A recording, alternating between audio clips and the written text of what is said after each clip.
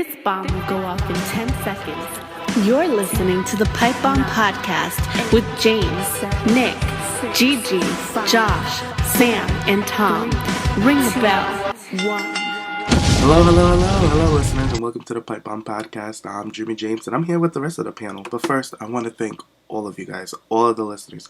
You guys helped us reach over 30 likes on the past 2 videos that we put out here.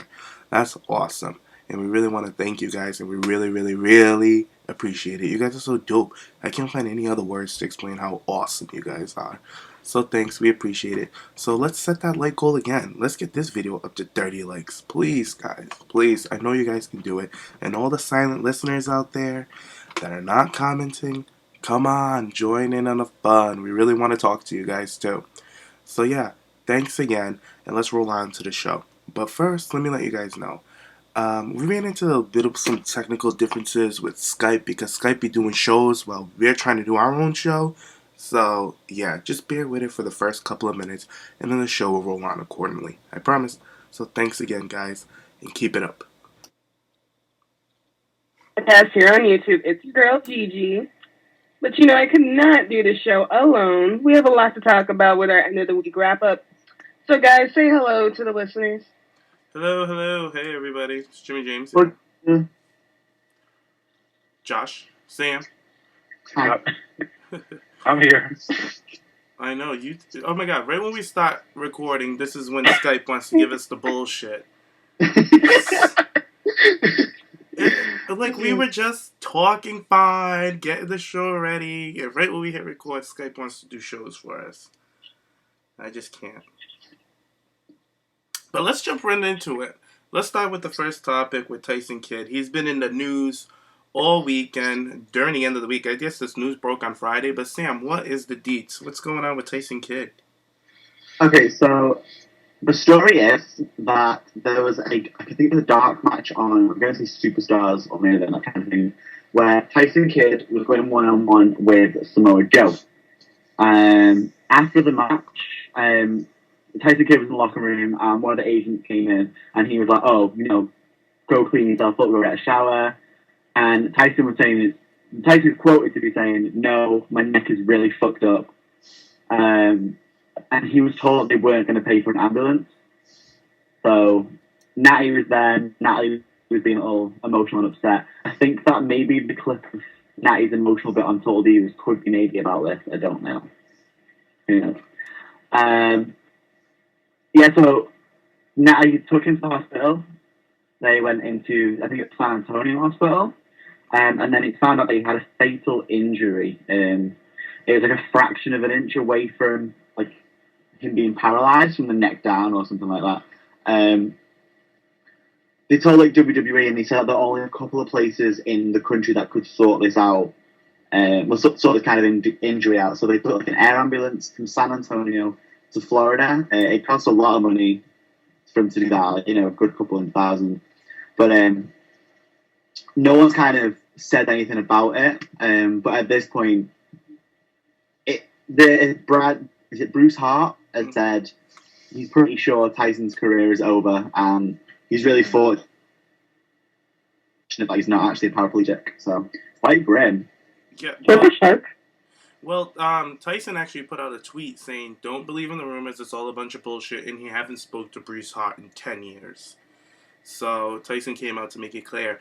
And when this story first broke, I thought it was a bunch of bullshit, to be honest with you, because I know that if you're at an event with over 500 people, if there's a crowd or capacity, there has to be an ambulance there, especially at a sporting event. And then to say that WWE didn't want to call an ambulance for him because they didn't want to waste that money. Are you kidding me? WWE is a big mogul company with insurance up the ass. They are so tight-knit with their talents being taken care of correctly, especially after the CM Punk debacle with him accusing the doctors of WWE passing over on him, saying that his staph injury ain't shit. So it was just a bunch of bullshit. Tyson came out to just say it is a bunch of bullshit, but he didn't say anything about him not being able to wrestle again. And he does have a picture post-surgery up on his Twitter, and it looks nasty. You know the picture I sent you? Oh my, it looks bad. Yeah. It looks bad. But what do you think, Gigi? What do you think about this? And it's so bad for him because first the story didn't make any sense, so I just like brushed it off like you said. Like, of course they would call ambulance for him if he feels bad and he just had like a match with Samoa fucking Joe, who looks like he's a little bit dangerous. But I just hope he gets better because he is a great wrestler, and I feel like he has so much that he still needs to do with his career. Because him and Cesaro were great together. They never really got started like they needed to. They started off hot, but they never got to that point like they deserved. So I'm just praying and hoping that he does like end up having a career, not like Steve Austin or Daniel Bryan, where we don't ever see him and he never really got anything done. Yeah, or Edge. Look at Edge. Edge is one of the saddest ones. Yeah. Yeah, but at least with. Go ahead. What are you gonna say, Jeff? No, go ahead, Gigi. I know, I was gonna say, at least with like Edge, he did get to get the championships and like the WrestleMania moments. Like, I can't name one Tyson moment that was all like, oh, you remember when Tyson Kidd did this? Yeah, Except for like the Cesaro spin into like him jumping on him. Like, Tyson has so much he can do, and then it kind of hurts Natty also because that's her husband. And if he ends up getting hurt, it could be like a Brie Bella situation where she wants to be more at home with her man than she is on the road. So I'm just hoping that he does somehow get back into the ring, even though it does look pretty bad.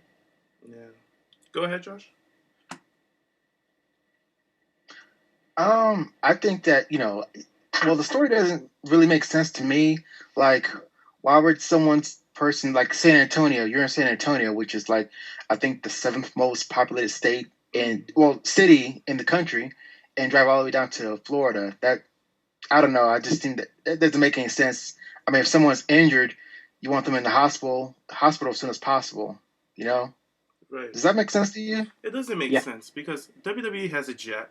You could call a helicopter. They could fly him over. If his injury was that extent, which it is, I'm sure WWE took all the proper precautions to get him to where he needs to be. So this is just a bitter old man trying to feel the heat off Tyson's spotlight. That's what I think at the end of the day. Yeah, I feel like in our chat we've got and it was so brutal. Yeah. Mm-hmm. Like all the hair, people were kind of talking about it. And I think me and you, James, you were the ones that were calling out saying, it's not real. It's just a load of bollocks. Yeah. But like, if it is, if some sort of this is true, and fuck, you know what I mean? But like, I just think it's true. I think, the injury is true. Obviously, we've seen the photos. But I think the whole not coming for the ambulance thing, I think that is just a load of Billy bollocks. A lot of drama. But let's move on to another injury. There's another injury being reported over the weekend that John Cena was injured in a house show with his match with Kevin Owens. I watched a little clip that they had up on the internet. Kevin Owens had a table set up on the corner, so it looked like they were having a really physical match. And when Cena went for, you guys know the Melina powerbomb flip rolly thing that Cena attempts to do? Not that he executes that he trashes, that looks so bad. It looks so bad. I don't know why he's doing it, honestly. He's it's just... nice to Go ahead. He's doing it, because Owens is this big guy who throws himself around the ring. He physically doesn't look like he can do that. So Cena's just trying to do the same, and I commend him for it. I think Cena's at the point where he's looking for cheap pops. So that's where I'm at, because, the crowd's not cheering for him. He's a babyface. So I think he's trying whatever he can to try to get a pop. But... Go ahead. Any move he does where he has to get off his feet looks terrible. Like his drop kick is the only drop kick that bends in the middle, like he's creating a V. The fucking stunner doesn't look good. Like it's either like he kind of hits it or they have to hit it from like a different camera angle to make it look like he did something. This shit just looks. It's the funniest looking awkward shit you ever look like a little kid on like someone's back trying to get a piggyback ride. Like all his moves where he has to bring his feet like 2 inches off the ground are not for him. He's not agile at all. Well, he goes for that rolling thunder powerbomb, and I guess it's like a sunset flip powerbomb. And when he goes to go roll under Kevin Owens, I guess he drops on his head. It looked very awkward, and then Kevin just kind of rolls onto his back, and then goes for the cover, and then the video ends. So it looked very awkward how he landed, and he looked to be knocked out completely. I don't know if it's a work, but why would they do a work at a house show? Who knows? Maybe Cena's trying to act like he's injured, so then people go be like, oh my god, he's Superman. I just really don't know. I hope he's not injured because, Cena cannot afford another neck injury, let's be honest. But what do you think, Josh? I think if I was at the house show, I would be probably falling asleep. Because how many times have we seen John Cena and Kevin Owens? I know. Somebody would probably be like, hey, Josh, wake up. But Cena, oh, shit, what did I miss? Like, that would be my reaction. I would fall asleep. But my prayers are with John Cena. He'll heal up pretty soon and, watch his neck. I mean, I don't know. Like, for me, I think he needs to retire. He just, like, you've been in the business for over a decade. You made more than enough money. If I was him, I would just, retire. Do like Donald Trump. Use your name to make more money. Do, of course, be a star campaign. Be the goody two-shoes. Get into movies more like The Rock did and just call it a day. That's what I would do if I was him. But that's just me.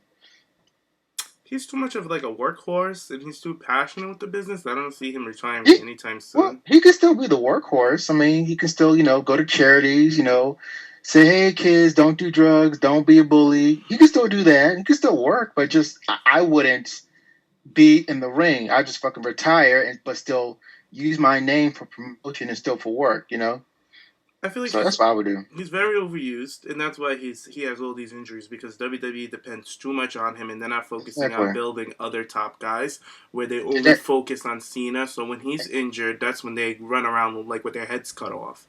So and they're dumb for doing that because they don't know how to. They're not used to it. They're always used to Cena being the top guy, and we know as fans, like we're over Cena. We're so tired of him. People love, Gigi's man. They love Dolph Ziggler. They love Dean Ambrose. They want to see those two guys getting pushed. Me and you, James, we love Brad Max. We want to see different people getting pushed. Yeah. So, if I was John Cena, I would just call it a day. Whatever. I would just call it a day and retire. That's why you're still walking, while you're still alive. Yeah. That's what I would do. He's going to kill himself. What do you think, Gigi? I went from being like a Cena fan 100% of the time to 25 because, I grew up and shit. But like Josh said, like Cena, I just can't with him sometimes because I wouldn't want to see him retire just because they haven't built up another baby face in 10 fucking years to replace him. So I feel like if he did leave, the company would kind of take a hit financially. But maybe he just can take a little break now again, because when Cena leaves, it's not like, oh my God, at least for like older fans like us, it's not like, what are we going to do? What are we going to watch? Now the little kids are going to be fucking crying while they're making Play-Doh sculptures, but shit, somebody has to fucking go. So I hope maybe it's not that serious. He has to take maybe like a month or two off, do something with like fucking change time, whatever fucking workout program he had going when he left last time. And that means Nikki goes with him because that nigga could like hurt his nose and she's going with him and stuff. So I'm going to be like whatever with Cena at this point. I hope he's not seriously injured because I've seen it and it just looks like he hit his head kind of hard. But I just see just take a little break or something because he's going after the United States Championship against Seth, and I really do not care for this match. Either one of Seth's matches right now, poor boy. But I know. I just hope that something happens because Cena needs a break because we've seen him for too long. Randy Orton, like the older guys that we've seen for a long time, are kind of getting stale at this point. So they just need to find someone to replace both of them when the time finally comes because it's heading towards that end of their career. Like they're not in the peak anymore. Sam, your thoughts? Samuel? Wake up! So, I'm doing a cast I fell asleep. My head pushed my hair while she'd been talking. Did you fall asleep while we were talking about Cena, Sam? Did you knock out while we were speaking about Cena? I was just pushing my hair. But I think, like, I agree with what you're all saying. I do think that now we've seen his career the way it's going, and he's supposed to be a safe and proud. Apart from women and kids, hate him. Now is the time to take a step. Not even a step back. Just literally just step off. Be done as far as wrestling goes and things like that. Have your last big storyline. But I think it's inevitable that, in the future, Cena is going to be a Hall of Famer. He's had a great career, and it's stupid if he doesn't. But I think fans are going to be really pissed off if he, really angry when he goes in, because of the way that he is at the moment. He needs to just be, nothing for a while. Just focus on the Be a Star campaign. Haven't he broke the record for making the most wishes or something? Yeah. So he could just focus on stuff, outside of the ring, just more fan-based things, to try and build back up his popularity. It's just damaging his Hall of Fame induction. That's what I genuinely think. You think he should get out while he's on top, basically? Yeah, pretty much. Because, Well, I'm... Okay. You guys know I'm not a big Cena fan, but I think it's a little extreme. Really? I think it's a little extreme for him to just call it quits cold turkey, but I feel like he should definitely step in the background a little bit and work a lighter schedule, because I know that's what it's been rumored that's what Randy Orton's going for his next contract, that he's going to work a lighter schedule, and I feel like Cena should work a lighter schedule as well and focus in on, like Josh said, work on movies, work on your brand. I don't know, come up with like a sneaker line. I give lessons on a brand. I'm sorry? I'll give him lessons on how to work on the brand. Oh, I know, because Sam Pally __ is everywhere. Don't forget the underscore. Don't forget the underscore. But yeah, like Cena, he can with Cena, I can see money outside of WWE for him easily, because he is well liked. He's very popular. I'm not going to take that away from him. He's the modern day Hulk Hogan. So I can see Cena maybe try making sneakers or shoes or something. Get into something different other than Yeah, t-shirts. here he has the Foot Locker thing. Yeah, I could definitely see a John Cena sneaker, and kids would go crazy and buy the John Cena sneakers or something like that. Like WWE, I give WWE too many ideas. Let me shut the fuck up. But I know, I feel like Cena's like one of those guys that's gonna have a hard time like letting go of the business. Like we see older guys now, and they're fucking doing like shows on the weekends in random ass cities. Like I think he's gonna be one of those guys that's like it's like a drug for him, and it's gonna be hard to let go of it, even though he can make money outside the company with like he's done Trainwreck. He has another big movie coming out, but I can see he's going to be one of those guys that we're going to see randomly on Raw for no fucking reason. So I think he's going to be like a Ric Flair that's just like, okay, it's time to let go, let it go. You had your retirement match 15 times now, John. Let it go. I think he's going to ease off. I don't think Cena's going to ever leave cold turkey. It's going to be here and there, slowly, and then he's gone. That's how I think they're going to do it with Cena. And I feel like that's how they're going to have to do it. Go ahead, they're going to Cena. I don't think he's faced Undertaker at Mania yet, has he? So that will be kind of a nice send-off for him. No, please. Oh, no. But Taker's last match needs to be at Dallas. I don't need to see any more Taker looking like an old man, looking like he's about to pass out. I'm so afraid for Michelle with the child. Like, at this point, like, no more Taker, no more. Brock got to be his last feud. They've built up Brock so well to take that spot on the Mania card where people will challenge the Beast. And the Beast will just suplex City or ass all over the fucking place. So I feel like it's kind of the passing the torch feud. I think at WrestleMania, the Undertaker's going to get up and shake Brock's hand. I really do. I think that's what's going to happen. They're going to have that Sable moment. and Michelle are going to run in, but, No, I think, these two, they're so macho and masculine and all about the wrestling that they would not want their wives involved. So I think that is fantasy booking times 2 for Michelle and Sable to be involved. I don't think it would ever happen. If it happened, great. But I don't think it'll ever happen. Before we move on, just to link a little bit back with the John Cena thing. Mm-hmm. Have you seen all these videos online and it's like John Cena out of nowhere kind of thing? No. Those things are so fucking annoying. I get it. I don't get what it's supposed to be. Oh, the radio station? That little radio station skit?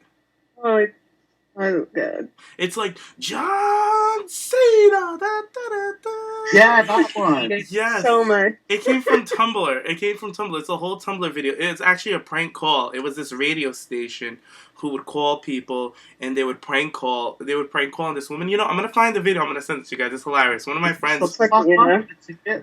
I'm sorry? Is the prank call about SummerSlam tickets or something? Yeah. SummerSlam pay-per-view, and then because her husband kept buying pay-per-views and she got annoyed with it. Yeah, it's so funny. She's like, stop calling this damn phone! And he calls in like different people. He's like, hi, I'm calling in because of blah, blah, blah. And I'll go off in the wrestling promo. It's hilarious. But let's move on. We were speaking about Sable and Michelle McCool catfights. Let's get on to the current catfight going on with WWE. Josh, what is going on with Summer Rae and Lana? Okay, well, this is the tea that's going on with these two. So, SmackDown happened. Of course, we have Miz TV. And Miz is giving me all types of, like, rock / monk star or whatever he has going on with that freaking hoodie and long flowy dress and he had like a cross or whatever. But anywho, we have Summer Rae coming out, and I'm sorry, Summer Rae, girl, you are wearing too much makeup. It ages you dramatically. You don't look like a young woman in your 30s. You look like you're in your late 40s or whatever. Ooh. It's just the styling of her is just it's not a lie. It just tears her down. It really does. Like she doesn't need to wear heavy makeup. She needs to wear light makeup because it emphasizes her flaws. But anyway, she's giving her sob story about how she's hurt, how Dolph Ziggler is, there's something between her and Dolph Ziggler, and how how she regretted seeing Dolph Ziggler's body in the shower. And if this is PG TV, like they're not PG anymore. Based on the way Summer Rae is like describing Dolph's body and the situation, it is way, way, way beyond PG. So anywho, we have Dolph Ziggler and Lana coming out. And let me say this. Lana, whoever is styling Lana, they are giving me high fashion Paris, high fashion legs, the denim skirt, the like super crop top and jacket and the heels. Like Lana is the best dressed diva, period. I've never seen a woman dress so good since the days of. But anyway, they both come out and I love the way Dolph Ziggler just freaking read the hell out of the Miz. He said something to the effect of, "Oh, you try to be an interview host the same way you try to be a reality show star and the same way you try to wrestle." So I was living for that. He read the fuck out of him. I enjoyed that. So of course, Summer Rae is still running her mouth how Dolph Ziggler, it's true. You know what I saw. You know what happened between us. And of course, Lana wasn't having it. Lana pummeled her ass, started choking the bitch out, laying hands on her. Oh my God, it was everything. I really did enjoy it. My opinion about the whole feud, at one point, getting kind of boring, which it is, but at the same time, they are dragging it out for it has to be a bigger climax to the finale of this whole storyline. And the way they are dressing Lana, I just can't get over this long ass thick ponytail because Lana knows how to swing that shit back and forth. Mm-hmm. It's giving me so much shades of Sable. Sable back in the day, 1999. I love it. And of course, Lana is really good at being a catty bitch. She's really good at being a shady bitch because I really think that's part of her personality in real life. I really do. So she's a queen at doing that. Hopefully we get to a point where I want to. So I want to see Lana wrestle. I don't know if you guys ever seen this before. Have you guys ever seen Lana like breakdance in the ring? Did you ever see that before? Like old clips of her dancing in the ring, doing breakdance moves? Mm-hmm. Yeah, so it's going to be interesting to see her wrestle. I can't, I don't know, how are you going to transition Lana? I love the way she looks in regular civilian street clothes because, her shoes are just to die for. So how, she has, her wrestling gear has to be on point. They can't fuck it up. They better not fuck it up. So I'm just really excited with this whole feud. I was getting kind of bored of it, but I'm glad they are stretching out a bit longer. Now, how Summer Rae saw Dolph naked, and now it's kind of troubling Lana in a way. I'm liking that. So it's more this storyline. It gives me the more soap opera effect. If you get what I'm saying, it's more like a soap opera in a way. Agree. What do you guys thought of it? So I really like the pace of this. I'm not one of the fans that want Lana in the ring tomorrow. I like the pace. I like how Summer's actually getting a speaking role now. They're basically getting Summer more involved in this now because I feel like that's what they needed to spice it up a bit because the cat fights were cute, but now it's time to let's get more on the mic. And I'm so glad that they gave that opportunity to Summer because Summer slayed for days on that mic. And I think while you're clowning her with all that makeup on her face, because she was rocking a shiner because of Monday Night Raw, Lana gave her a black eye. So she had all kinds of You see my picture on Skype right now? They be putting too much makeup on that girl. Whatever. I don't like the hair up for Summer. The hair up with Summer does not work at all.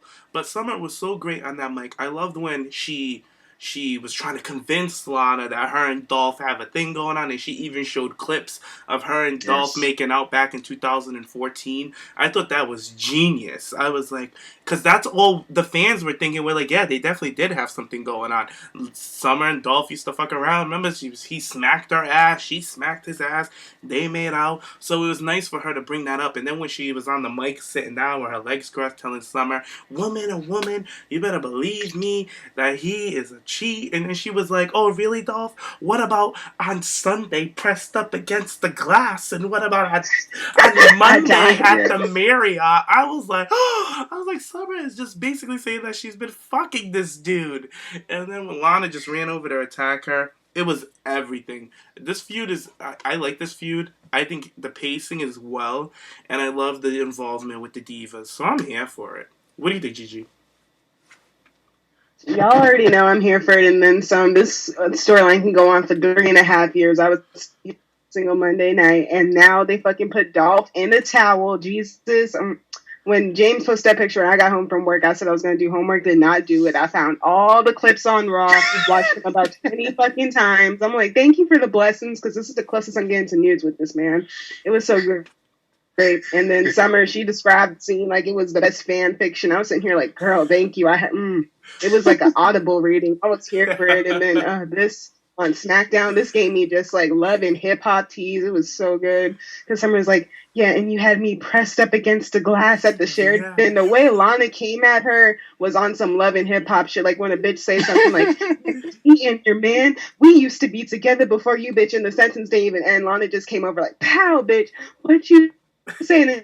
And she pushing Dolph away. Oh my, it was so good. And she walking out the ring, barely can walk in them heels. She was like coming down the stairs and shit. And then the fucking skirt was going up. This shit has gotten so ratchet. Like Lana had her ass out on Raw.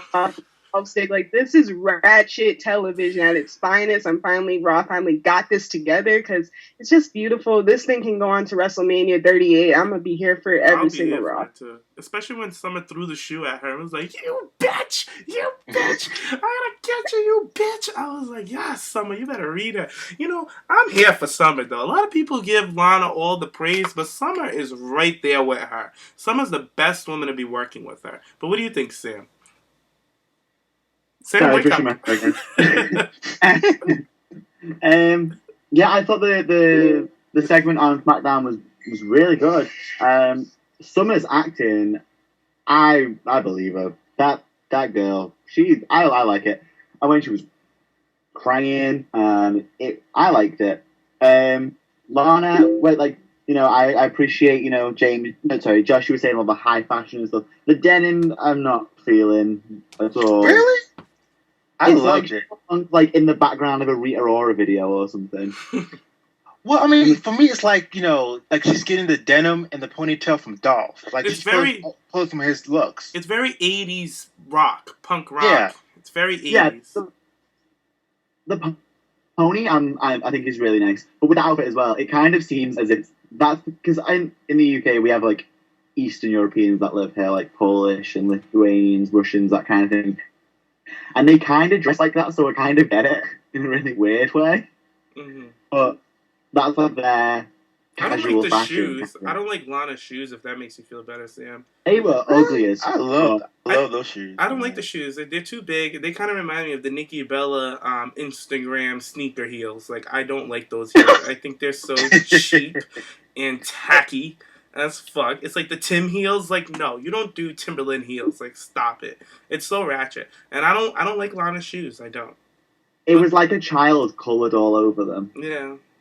I fucking hated it. But I like the outfit. I'm here with you, Josh, on the outfit, but I'm not here for the shoes.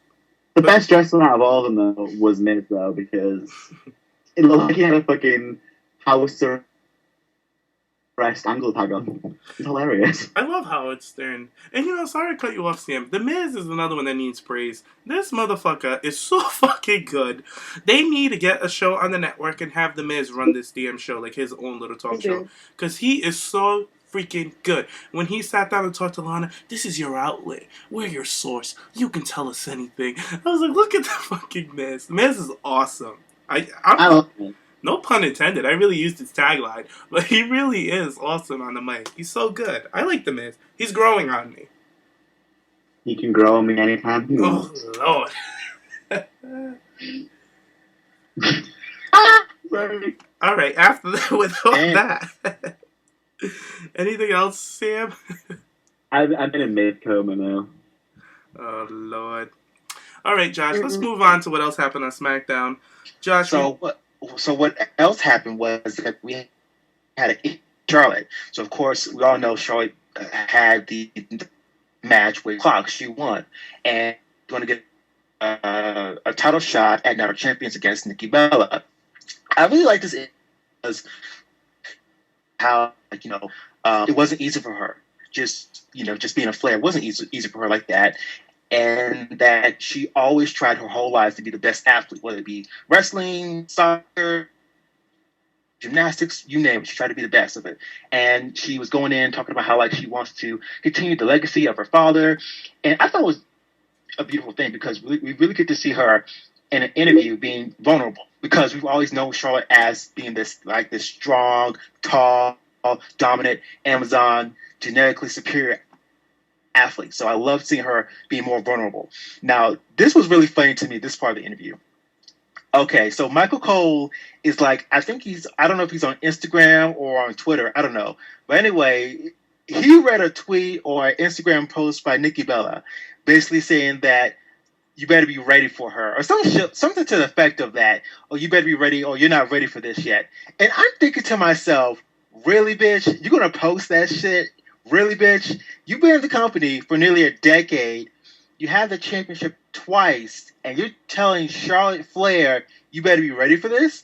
I'm like, get the fuck out of here. Get the fuck out of here. It kind of irritated me. It's so unbelievable. But I really think with this match at Night of Champions, we're going to see, I think Charlotte is going to bring the best out of Nikki Bella. I really do. Match. Charlotte's going to win the championship. I think it's a good chance she would, but I think it's going to go either one of three ways. Either the Bella Twins are going to cheat to keep the title. Either Sasha Banks is going to interfere, or Paige is going to interfere and turn heel. I think it's going to go either one of those three ways. But overall, the interview was really, really good.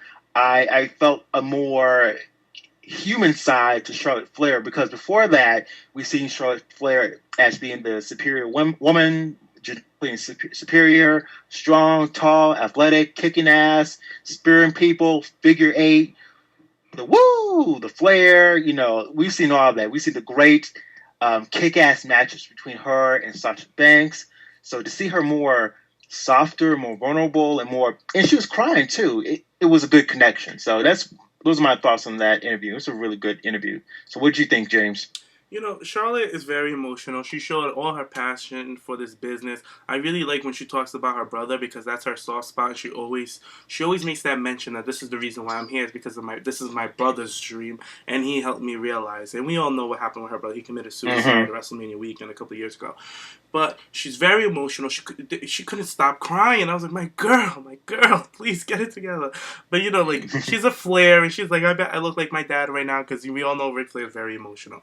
And then when he went on to that Nikki Bella sending in that tweet, I don't know why they read it. I know they're trying to build up this match and get some hype behind it, but Nikki Bella is not credible. It's not believable for her to put out a statement like that. That Charlotte better be ready for her. Bitch, you better be ready for fucking Charlotte. Exactly. And that's what I thought to myself, because I was thinking, okay, if this was Mickie James saying this, right, or Lita saying this, I'm like, okay, yeah, she can talk shit. She's Mickie James. She's credible. She's Lita. She can talk shit. But not you, Nikki Bella. Girl, get the fuck out of here. And then worry about your little high heel shoes and your Starbucks drinks and you fucking John Cena and your Prada glasses. Get the fuck out of here, girl. Go right. I was so upset with that. But go ahead, James. And then she wants to bring up the point, go back to NXT. And Charlotte's like, well, I'd go back to NXT anytime I get the chance, because I love NXT. And I was like, yes, you better put this bitch together, because did she not see what the fuck happened at NXT TakeOver with Sasha Banks and Bayley? That was the match of the fucking year.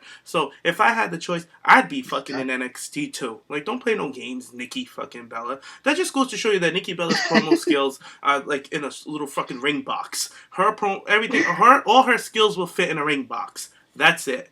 The girl has no I just don't. I'm not here for it. I'm not here for her sending out threats like that to Charlotte. Even though I know it's a work, I know she's playing a character, but let's try to be believable, Nikki Bella. That's why you're not It's credible. not believable at all. No, she should have came at her some other way than trying to come at her on some competitive shit. She should have been like, "Oh, I'm Nikki Bella. My plans look better than yours, bitch."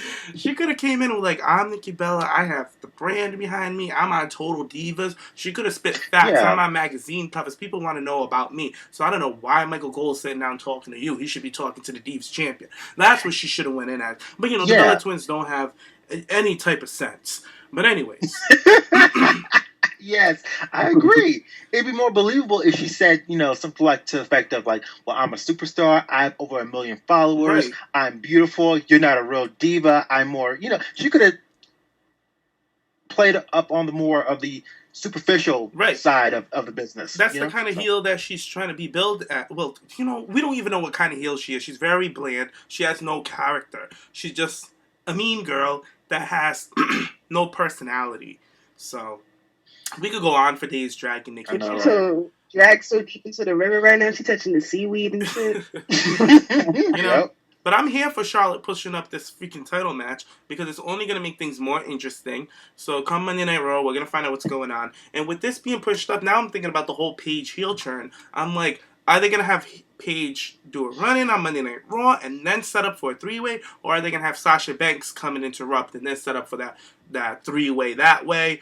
Or all four, maybe a fatal four, who knows? But something needs to happen with this Divas title match. Honestly, I really want a one-on-one with her and Nikki Bella and Charlotte because I really feel like this is Nikki Bella's opportunity to prove to us that she is a legit Divas champion and she deserves this title. I think Nikki Bella needs this match more than anyone. I agree. Yes, she needs this match. She so she needs to have this. I feel like they need to have this match, have a clean match, and not even a clean match. Maybe we could have the Paige heel turn. I'm not really here for the match being pushed up sooner or whatever, but then again, it brings up more interesting dynamics to the match. Like, other things can happen to it, but I really had my mindset on Paige doing the heel turn. I feel like that was a great way. Nikki's made it this far now. They might as well let her take AJ Lee's title reign. Go ahead, bitch, go. I'm at that point. Go ahead. You're already there. Go. Let her go. And I feel like WWE is gonna go that route and let her go 300 days plus.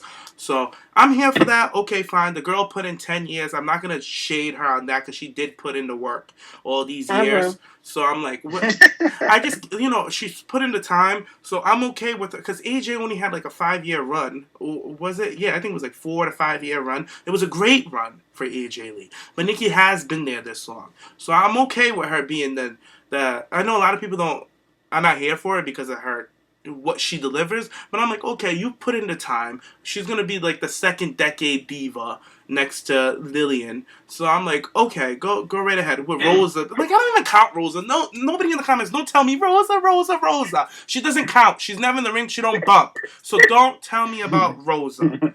So, anyways. James, let me ask you this. Do you think that Charlotte would have... Okay, so we know Nikki's going to be the longest reigning Divas champion. Do you think Charlotte is going to have, the most title runs? Do you think she'll have, 4 title runs as Divas champion in the future? I hope it's spread out. I don't want a Paige or 4 or 5. I'm not... I hope it's the women's championship, really. That would be nice. They had a whole conversation about titles on the Stone Cold podcast about how WWE titles are all, cheesy. They were talking about how the tag team titles look like a penny. I was like, ooh, Stone Cold was reading. If you guys haven't listened to that podcast, you guys should go listen. Yeah, he said it looks like 2 pennies rubbed together. It was a mess. But, with Charlotte, I'm not delusional. I'm a fan of Charlotte. I stand for Charlotte. I love Sasha. I love Naomi. I love other divas. I love my Charlotte. Everybody knows I'm a Charlotte stan. I love her. But I'm not here for the back-to-back titles. I'm not. I like growth. I like my favorites to reinvent themselves. Like Melina. Melina always switched it up. That's why I like Melina. So I'm all here for it. I'm not here for title reign after title reign after title reign. None of that. But Gigi, what do you think about Charlotte? I love the interview a lot. I thought it was really cute when she started crying about it, and she was like, and I don't know if people think I'm a rip-off of my dad. I'm like, bitch, no, we don't. And if they do, they're probably a Bella fan because them bitches ain't got no education. But I thought it was really cute, the interview. And I'm happy it was on SmackDown, because they don't give these girls like any time to put any character into anything. They have great matches, but it's like you can have a revolution and just have like great matches, and no one's like has any character or anything except Sasha fucking Banks. So I'm happy that finally happened with Charlotte, because people who don't know her know about like, oh, she knows that like people think she might just be here because of her dad. I thought it was good, and then the whole Nikki thing, she's gonna be longest reigning Divas Championship, and we know the Divas Championship really ain't shit. Now, let's say it's like longest reigning Women's Championship, then I would be talking about shit. But Nikki Bella, Divas Championship, they both are like kind of like pointless. So I'm not really worried about it. Quality over quantity, and AJ had the more quality reign, so good for her. But I just hope that with this match, I'm not really here for like, oh, this is like Nikki Bella needs to get something done in this match. Like, I feel like she's gonna fall behind in this match with Charlotte. It's just gonna be like Charlotte's not gonna be able to hit the caliber that she usually hits in this match just because it's against Nikki fucking Bella. But I need something to happen with someone low. So I'm here for the Paige heel turn, something with Sasha. But let's say Nikki loses, I'm here for it, because they need to shake this up somehow, because Nikki been here for fucking like too long with the championship. I think everyone's expecting for her to win a Night of Champions. So if she does lose, that would shake things up. Now Charlotte's the Divas champion, even though I'd like to see her like win it, and then she's like, "Oh no, I don't want to be Divas champion. I'm a women's championship. I was the NXT Women's champion." When like change the title to the Women's Championship, so because I want an NXT girl to do that, not like a total diva. So that's the only thing I want from this match, really, if anything, to change it to the Women's Championship again. That would be the proper way to do it with an NXT talent. But Sam, what are your thoughts on Charlotte? I thought the interview was brilliant, especially with crying and everything. Like, it was just really sweet. I've never been a Charlotte fan. I've not liked her as one of my favourite things. But then over the weeks, like, she's really improved for me. And then her match against Ina itself, I love the interview. It just kind of gives me a new light on it, and I kind of like her now. I'm slowly converting. It's like you slowly convert me into a Brad Maddox fan. You slowly convert me into a Charlotte fan. Not hard. But yeah, I think Nikki will get the longest reign. But I don't. Let it out, girl. I know it's hard, Sam. We know it's hard. Just don't care. Like, I think I really want Nikki to win and Night of Champions, and then Charlotte to not win, because I do think that Paige will interfere, or there'll be some sort of Paige heel turn. I think that's what everyone kind of guessed is going to happen. And then I'd like to see it as, so Paige interferes, so Charlotte doesn't win, kind of thing. And then Sasha comes down to help Charlotte and Becky. And then somehow have Bayley there, and then have the four horsewomen on the main roster together as a team, instead of PCB and Bella and Bad. I think we could just have the four horsewomen as a team. I don't want no teams yet. I'm so over the whole team thing. I'm ready to have characters. Like, I'm so done with the team. I want Becky to have her own entity. I want Charlotte to have her own, and I want Sasha to... No, Team Bad can stay together for a bit, because they're a cohesive unit, and they actually make sense. I agree. So... The other ones, they can go off. Like, I'm so ready. Like, me and Nikki were talking about the whole PCB thing. And that's the first one that just needs to disband. And starting with Paige. Like, I could... You know, what if they throw the wrench in and have Becky go heel? Like, that would be awesome. So, either way, like, PCB just needs to disband easily. But, let's move on to a next... You know what? I think that... Oh, go ahead. Awesome. Roster. I know, but the Four Horsemen is something they could save for, like, WrestleMania or something. Like, give them that big moment, like how they had that big moment at NXT TakeOver when they were at the biggest arena they've ever had a show at live.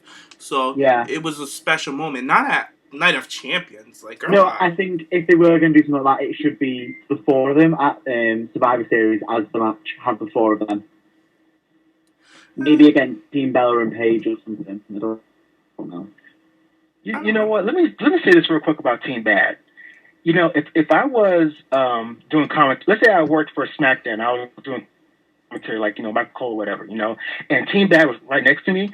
I love Team, but I would be throwing so much funny shade at them to give them material to work off of. Like, I would say, like, I would mispronounce their name. I would say, like, okay, I have, you know, Destiny's Child next to me, and, you know, Shawn phone off on me and say, hold on, motherfucker, who you talking to? You know, or I can say like, oh, I had In Vogue next to me or whatever. I'd be just making fun of them, but just give them like, you know, material to work off of because I love Team Bad so much. You know, I don't know why they don't do that yet. Because the commentary team is not that savvy. They're very dry. Exactly. They're all looking old. Yeah. I know. It's so annoying because I love Sasha. I know we're getting a little bit off topic because I love when Sasha pointed out. She said this on SmackDown like last week. She said, did I not tap out Nikki Bella? Did not tap out the Divas Champion? And that was like so funny. I love that. And I don't know why they don't play off that. Like, I'd be so like throwing shade at Team Bad and making fun of them, but in a playful way, you know. Mm-hmm. I don't know why they don't do that. But anyway. They're just not as savvy and as creative. And on the going back to Austin's podcast, they also read the commentary team saying that they were so terrible and they're overly produced because they have the people in the back in their ears too much, talking and hyping up the next match instead of focusing on what the fuck is going on in the ring. So that's just a big mistake on their part. But let's talk about a mistake that they finally fucking corrected on SmackDown. And the Ascension has joined forces with Stardust. Your boost, Sam. So Sam, let us know what the fuck went down. Finally, something good. Yes, I agree. So happy I woke up. Good morning, sunshine. Good morning. How are ya? Finally happened. We finally got a decent team that makes Stardust can just rule the kingdom of the Cosmic Wasteland. I'm so excited! Lord. Like, on SmackDown, Stardust was scheduled to have a match with Neville. As Neville comes out of the smoke and he does his little thing when he can't quite get his tape off and gets stuck around his neck all the time. So why the fuck have you got that in the first place, you bell end? And then the Ascension ran out and just beat the shit out of him, and Stardust got all excited and then kind of picks up Neville in the ring and just says, you know, the stars of align kind of thing. And he takes him down and he's like, welcome to the Cosmic Wasteland. And then at that point, my basement flooded and I was just so excited. You know, this is the best. This is the best thing that's ever happened to the fucking Ascension since coming onto the main roster. Honestly, WWE, you could have kept them in NXT until now. I'm gonna forget about everything that they've done on the main roster because it's so irrelevant. But Gigi, you have to because it wasn't their fault. It was not their fault. It wasn't they are talented wrestlers, though. They are very talented. Especially Connor. And they're so held back that it just used to piss me the fuck off. They were the longest reigning tag teams champions down on fucking NXT. But regardless, them coming up, attacking Neville, like Neville sold the shit out of everything. Even the Fall of Man, I've never seen it done like that. I was like, I'm so thankful that they're working with Neville and Stardust. So thankful. I'm so happy because I've always been a fan of theirs. I love the look. And, you know, I never even thought to connect the dots with them in Stardust. And then I'm seeing all the fan art coming together. People making all these fan arts with the whole team together. What was that? Do we know that fan art that you sent? Oh, I don't know. I know that Stardust retweeted it, so that's why I found it on his Twitter. What was brilliant. So nice, so brilliant. And I'm like, this is what should have happened before SummerSlam. Amel and Neville should have went in against these three. Not fucking King Barrett. That's why I was so over. I was like, King Barrett doesn't fit. It's like going to school and you have your left shoe on your right foot. It doesn't work. So I'm like, why? Why would they put this guy in here? It was just last minute call, but I love the attack. I'm sorry? It's like putting the Divas Championship on Rosa. For real, it's ass backwards. It wasn't that bad, y'all. Damn. It was bad, Gigi. But Gigi, what do you think about the Cosmic Wasteland? Give us your shade, girl. Okay, so Sam woke up. I'm going to sleep. This shit. It makes more sense because the fucking Ascension look like some goddamn cartoon characters, and then like Wade Barrett looks like a grown ass man that like pays taxes and shit. So I guess it works in that way. But I just feel like now they're gonna add someone to Team Arrow Neville, whatever it's called. So they're gonna add someone over there to even it up, and I'm not here for it because that means we're gonna have another random person down in. And it's cute, like welcome to. I'll wait till you finish last cycle. I'm just not here for it. And like, cause they said they're gonna like the Cosmic Wasteland. That sounds cute, and I guess like the fan art is cute, but it's not gonna be like, oh, they're coming on. Let me watch Raw, because it's still very like kiddish to me. No shit, I know you I guys think love it's it. because It's you're still not a very like comic fan, this shit's Gigi. gonna turn into like the Hurricane Shane Helms real quick. I'm not about to get invested and turn into something like really cartoony and just like Hurricane and Rosie again. Like, I think it's because you're not a comic fan, Gigi. Could that be? I'm a comic fan. Like, I'm into like comics and stuff, but this is just like, because I know WWE's track record with things. It's going to end up being like Santino and fucking like Cody really thinking he's a superhero, and I'm not here for Neville's fucking cape, because the entrance at SummerSlam, he almost ran into a goddamn camera. Like, I can see this not going to the right place. They already fucked up on it once. Strike one. Strike two is if they end up like growing someone with Neville that doesn't make any sense. So I'm just bracing myself for the worst with WWE, because I have trust issues from this company, so I'm just bracing myself for the fuck up. Josh, your thoughts? Well, you know that apparently Lost Matador has to go under a new gimmick change soon or something. So you never know, they could be linked in with Neville. They need it. Oh. They need it. They need to drop the bull. The bull needs to be handed the pink slip, and they need to fucking be reinvented and come up. Not even if they're with Neville. Like, I don't care if they're with Neville. They just need something else. It was just thought to kind of even out the numbers, but I don't think it will. I think it's just going to kind of become its own storyline with them feuding against people. I think the Uso brothers are going to come in to help out Neville. I'm so excited. I'm excited too. The Usos, I think they're going to be the ones to pop up to help out Neville. That would make more sense for me. But Josh, what are your thoughts on the Cosmic Wasteland? It is very, like a kid's show, but, Not that's only where the money kids like is comics, at for the kids. That's where the money's at for the kids. Well, in a way, it kind of makes sense because you have Stardust. He has that eccentric personality, so he'd be the good talker. He'd be good to hype up the stable of guys, and then you have the Ascension, who are very talented, and they have the muscle and the size and the strength and skill, including Cody Rhodes does as well. But Cody Rhodes at this point, he can take a back seat and be more talkative and be more eccentric with his character. And of course you have the Ascension again. These two guys are very quiet, very stoic in their presence. So it does it makes sense in a way, because I don't know, it seems like, it's all about, trying to appeal to kids and to these trying to sell shirts and merchandise, and it's a good way to get kids involved. They went from one villain to another. They went from, King Barrett, now Stardust. So I don't know. It is what it is. I can see Gigi's point and how it can be comical, like that shame, the Helms. There's a hurricane coming. It can be very comical real quick, but at the same time, I still think it's worth developing, and it's worth pursuing if it's done right.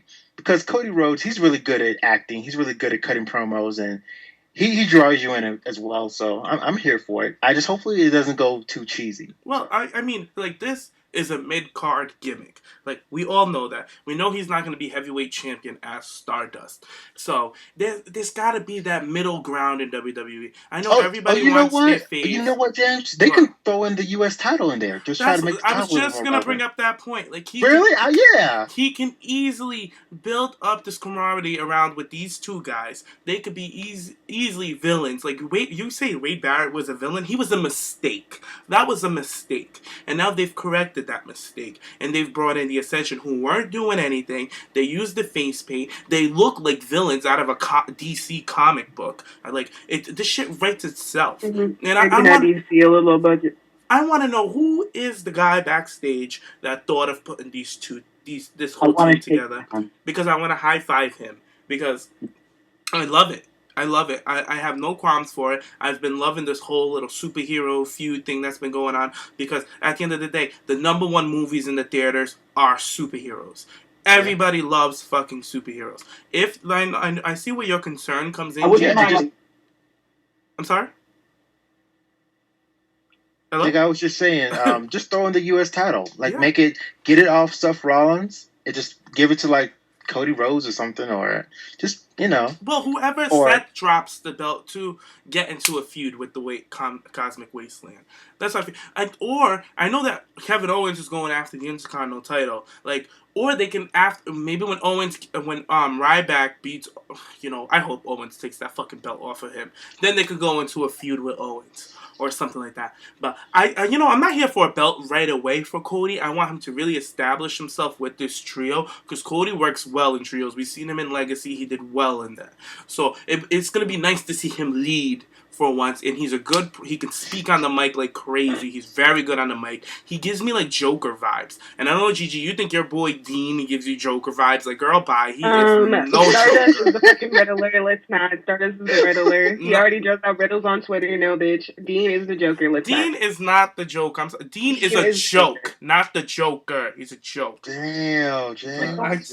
I just can't. Well, at least we can give him a character. Brad Maddox is like the last page of the fucking comic book that got ripped off and drawn on the floor, but okay. Well, no, Brad is the plastic wrap of the comic. There we go. Really, Gigi? When the plastic wrap...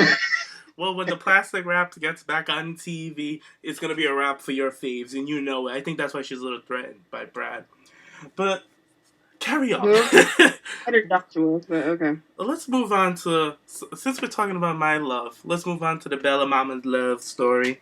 Brie Bella and Nikki Bella's mama is engaged to John Laurinaitis. There was a photo floating around on social media this past week with John Cena, Nikki Bella, John Laurinaitis, and Mama Bella. They were all out for dinner. It was a cute little picture together, and apparently they've been dating for a while now. I had no fucking clue, unbeknownst to me. And then I find out that she's engaged, and Gigi threw in some shade about this, but I'll let Gigi tell her shade later. I'm not going to say what she said. But anyways, I'm very, this comes to show, as much as people shade the Bellas, all right? They throw so much shade at the Bellas. They're starting to become a wrestling family. They really are. It is what it fucking is. The daughters are all together with the wrestlers, and now the mom is getting married to one. The son is the only one kind of on the outskirts, but he seems to be really involved in the wrestling world with his family. He's a supporter. He supports them. So, it's cute. The mom is a knockout. The mom is gorgeous. The Bella mom, I think she's a beautiful woman. She's a smart woman. She runs a business. So we know she's not a gold digger. She's not coming in to dig into his pocket. She makes her own money. So I can't really shade her. Have we said what business yet, though? Like, the bitch could be a madam. I think she runs an insurance company or something like that. But, congrats to the Bella Mama. Even she could be a little shady on Twitter when it comes to her daughters, but any mom would to defend their kids. But, Gigi, your thoughts? Okay, so this shit gave me a good belly laugh when I saw this shit, because I'm just sitting here like, fucking Brie got a ring, and then the mama got a ring, but Nikki's sitting there. I know she's salty as fuck right now. She about to go to her mama's wedding. Like, how in the hell? Like, I don't feel bad for Nikki because, it's fucking a Bella twin, but this shit just gave me a good fucking laugh. I'm like, how your mom get engaged before you to fucking John Laurinaitis? Like, how did John Cena's in there real awkward right now? Like, goddamn, even my fucking old boss then fucking married somebody. Like, but kudos to Mama Bella. She, thank you for bringing the Bella. No, actually, no, thank you. But, go ahead, girl, get your man. John Laurinaitis, I guess, is cute if you have like 5 shots of Jack Daniels. But he's a handsome older man. Come on. He's a handsome. I feel okay, no, it's not. I've seen the guy. I feel like they're very appropriate, very age appropriate. They look like a cute couple. They look happy. They've been together, basically dating on for a while that now. Voice though, like I do, like whatever. Everybody's different. Josh, what are your thoughts? Well, good job for her. I think it's in a way, and this is not to throw shade towards the Bella twins is natural father, but it seems like she kind of upgraded. She did. That's John Laurinaitis. And that's good for her. And she already has her money, so it's a pretty comfortable family right there. It is what it is. I'm not really checking for John Laurinaitis like that. But it's interesting to see him make a comeback in a way. To see him, engaged to Mama Bella. So who knows? We may see him again on Total Divas, which I won't be surprised. Oh God, I wouldn't be surprised if the wedding's on Total Divas. Oh shit. You know, whatever. I don't cover that. Let's not wish these things. I would have to cover that. Actually, no, it'd be pretty funny. Because, Nikki be sitting on the sidelines salty as hell, like a fucking chip bag. Actually, I'm sure she's I want to happy see for this. her mom. I'm sure she's happy for her mom.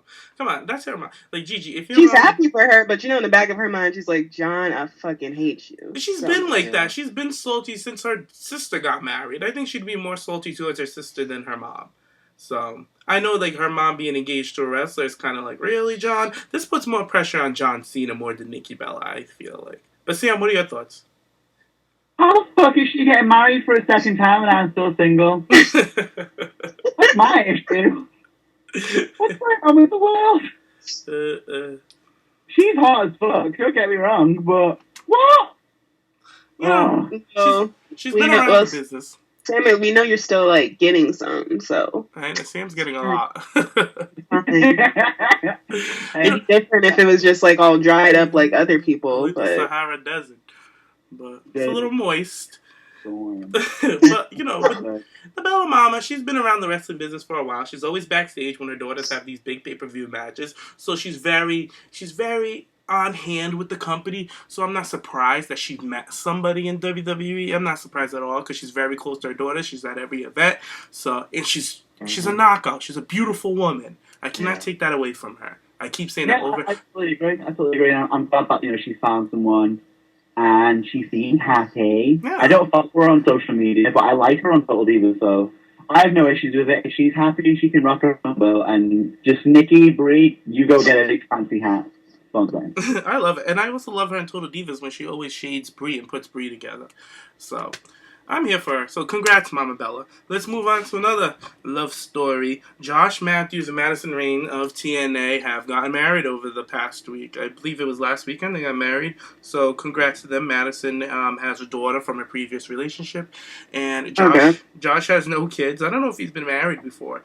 But they seem like a cute little couple together. And also, side note, the beautiful people have reunited on TNA for all the TNA watchers out there. I know we have a few that check into our show. So, I'm happy for Madison Rayne. I'm glad that she found a good man. And Josh seems like a good guy. He's a hard worker. He got fired from WWE and he picked up his ball, moved over to TNA, and still collecting them checks.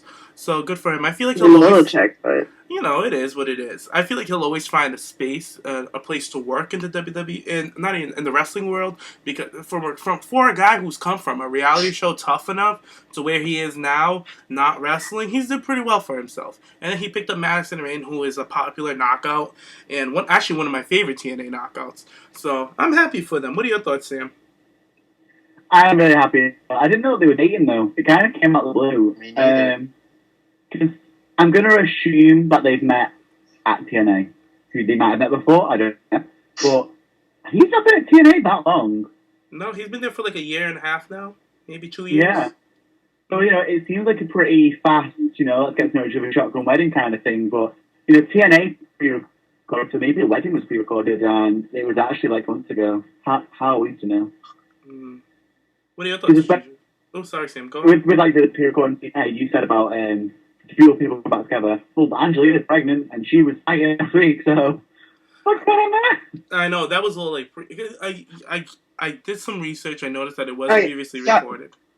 Listeners, you should have seen our chat. These people were doing, like, math. Like, they were like, okay, wait, this was 12 weeks ago, and then she's...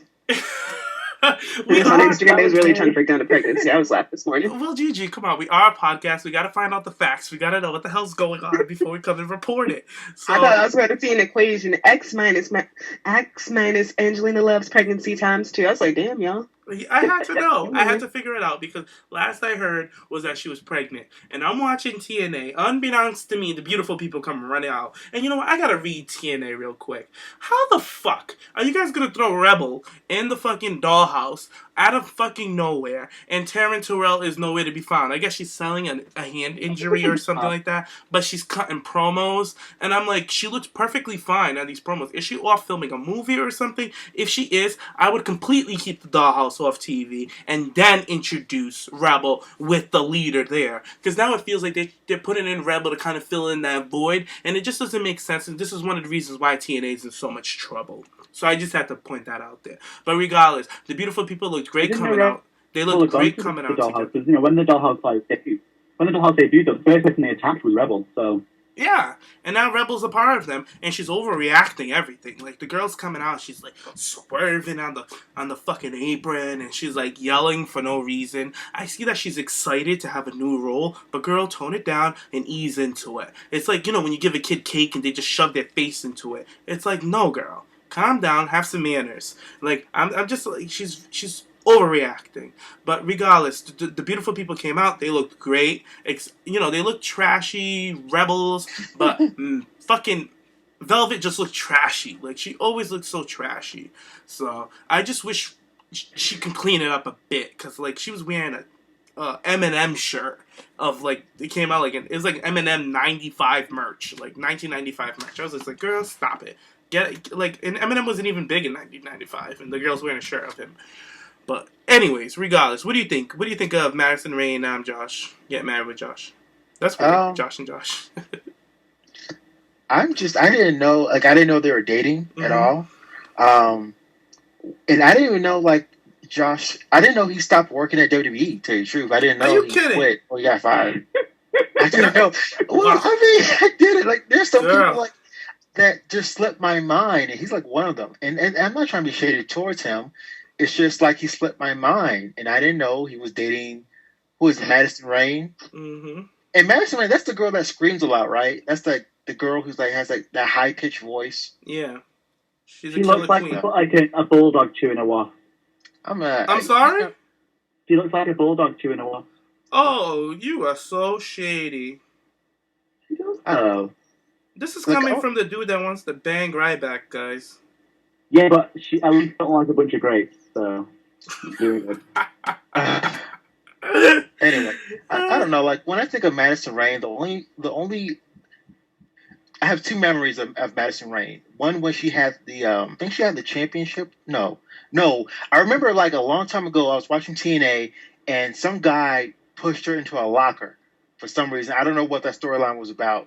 And then I remember the one time she had a feud with Mickie James, but that's it. Really? I don't really... Because you never really watched TNA, right? Is that what it is? I don't really watch those chicks on TNA. I really don't. Like, TNA needs to just give it up. Like, just give it up. Like, I don't know why is it still on TV? I thought they would be canceled by now. Well, they have until, I think it's November or something like that. But Madison Rae had one of the longest TNA title reigns. Really? Yeah, she's right behind Taryn Terrell. And she was a great heel on the mic. She's very good on the mic. She's a good worker. She's not the prettiest girl. Like, they all don't gotta be pretty. I'm so over all these 10s. It's so annoying. Let's get some 7s in here. And she's a good, solid 7. And she is. And she's a good worker. She's a good, great worker. And she has a good look for a wrestler. But... it is what it is. Gigi. She's a good, solid 7. That's so funny. Gigi, anything else you want to add in here? Oh, sorry, I took a nap, y'all. We're talking about TNA for too long, and y'all know I give it 0 fucks about that goddamn company. I had to Google who Madison Rae was, and Josh, Josh, he wasn't that cute of a guy. So, like you said, James, 7 went after a 7, so. Well, it worked out. Now, kudos to them. Next topic. Well, since we're ranking people, let's go on to PWI, who had a ranking this week of the PWI Top 500, which the guy who came in on top was the WWE Heavyweight Champion Seth Rollins, who came in number 1 for this year's PWI list. That's a big accomplishment for Seth Rollins, so kudos to him. So, Gigi, run down the list for us. What's going on? Okay, number 1, I fuck with it. Number 2, I don't understand, John Cena. Number 3, AJ Styles. I didn't even know he was still around. I thought he retired. I thought he was off somewhere. Number 4, Roman Reigns. No shade. Cute and everything, but not number 4. Number 5, some Asian person. Good job to you. Suzuki Nakamura. There we go. Go ahead. He's a big-time Japanese wrestler. Very awesome. You know what, Gigi? Don't shade him. Watch his fucking match. This guy should be higher on this motherfucking list. If I have to click more than 5 links to find your wrestling show, I'm not here for it. Gigi, the WWE, it's the WWE Network. Yes. I click enter and I'm on there. Okay, if I have to go and the NWJP and then enter my thing into some weird-ass account, no, sorry. Okay, number 6, Randy Orton. Number 7, Jay Briscoe. I guess he's a Briscoe brothers son. I didn't even know they fucking procreated. Number 8, Rusev. Number 9, Alberto El Patron. And rounding out number 10 is Kevin Owens. I thought he should have been higher. And then 11, another Asian person that's probably really good, but so sorry, I'm not about to go to this pay-per-view. Number 12, Dolph Ziggler. 13, Dean Ambrose. They should have been fucking higher. 14, Daniel Bryan, even though he didn't fucking wrestle most of the year. That don't make no damn sense. And number 15, Neville. You know, I feel like this... Let me clarify for the listeners, but Gigi's shade for days. I feel like the top 10 is accurate. I feel like some people are out of place a bit. I feel like Orton could have been a little lower on the top 10, and Kevin could have been a little higher. I agree with you on that, Gigi. Jay Briscoe is a top wrestler for ROH. Phenomenal. Oh, that's why. Okay. Yeah, he's a phenomenal wrestler. Gigi, WWE is not the only. Is he related to the Briscoe brothers or whatever, though? No. He has a different gimmick. He's a very. The fuck? Yeah, I'm not here for it. Kind of like a little hillbilly gimmick. It's cool. I like him. He's a good wrestler. But I have a question though. Go ahead. So is this list okay? So how do they do this list? Is this like what these guys did within a year or 2 years or? It's within a year. Okay, well, so where's Cesaro? Where's like Finn Balor? Cesaro is 40 fucking 1 and Finn Balor is 28. This shit is on some bullshit. And the highest ranked guy for Lucha Underground is Prince Puma at 16. Wow. 26 Mortes. Kurt Angle fucking made it on here. He wrestled this year. I didn't even fucking know. Big E is on. Finn Balor is, where'd he go? 20 fucking 8. And then Ryback is 29. Like, what kind of shit? I don't even know Ryback wrestled. I don't even know whatever Ryback does in the ring. Not wrestling. He just moves in certain ways. You know, I'm not mad at the top 10 because Cena's been a part of a lot of the best matches. That doesn't make any damn sense to me. Well, when you think about it, Josh, Cena, every good match that's been out there, they always give Cena that treatment, and he's been on all these great matches. He has. As much as I'm not here for Cena, he's been a part of some good matches. And then you have AJ Styles, who's phenomenal. Just shades the hell out of him, though, for not being able to do a drop kick. Like, I know, Gigi, but I'm saying, like, he's been a part of some good matches. Like, I can't take it away from him. Like, he's crap, but the people that he works with makes him look even better. Like, Cesaro made him look great. Seth Rollins makes him look great. You know what I mean? Like, the people that he works off of, he feeds off of, and then Kevin Owen matches. It's all these guys that make Cena look good. That's how WWE books Cena to be the top guy. It's annoying, trust me. But when you go to Shinsuke Nakamura, this guy is the motherfucking shit. Let me tell you, he is the best heel I've ever seen at any promotion. I don't understand a word that comes out of his mouth. I don't understand. But when he's in that ring, you understand everything. He is so heelish. He's so captivating. He's so different. Like, you guys gotta watch this. You know what? I'm gonna find his match, and I'm gonna send you guys a link of it. It's on YouTube. It ain't hard to find. There's no links. There's no pop-ups. There's no free balloons and free shoes here. No. It'll be quick, simple, and easy. This guy is on fucking point, and I feel like he should have been at least number 2 or number 3, but he's number 5. Randy Orton could have been off the top 10 if you ask me. And Rusev is exactly where he needs to be, number 8, because Rusev never fucks up. Rusev is on fucking point, let's be honest. And then you have Alberto El Patron, who's a solid worker, and he's on Lucha Underground, Gigi, so he's another guy that got recognized for the top 10, so... And where's Prince Puma at? He's number 16. 16. Salty. I don't know. That top list just sounds stupid as hell. I mean, everybody can't be number 10, though. Everybody can't Jericho be had 84 and he wrestled. But Roman Reigns on the top 10? He can't be on the... That's crazy. Whatever. Who is it? Please. Hold on. Fucking weird. Adam Cole is 39, James. How you feel about that? I finally fucking found his name on here. Well, he belongs on... that's reasonable for him to be on. It is. Like, I'm not going to be shady. He's young. He's only 27 years old. He's still building his character. But apparently he's a better wrestler than Cesaro. How you feel about that? I don't know. You know what? You know what we need to do? We need to have a podcast where we're trying to defend, or at least not, I want to say defend, but talk about Brad Max and Adam Cole versus, Gigi's Eddie's. That shit would go on for 3 hours and we would get nowhere. Just be a bunch of yelling. We can do it. It'd be a fun podcast. It would be a freaking mess. Just like how this PWI countdown is turning into a freaking mess right now. But let's move on to another hot mess. let's move on to Jimmy Snuka. Oh, Gigi, fill us in. What's been going on with Jimmy Superfly Snuka? Okay, Lord Jesus, I saw Inside Edition. They gave every single drop of tea from the goddamn kettle. It was beautiful.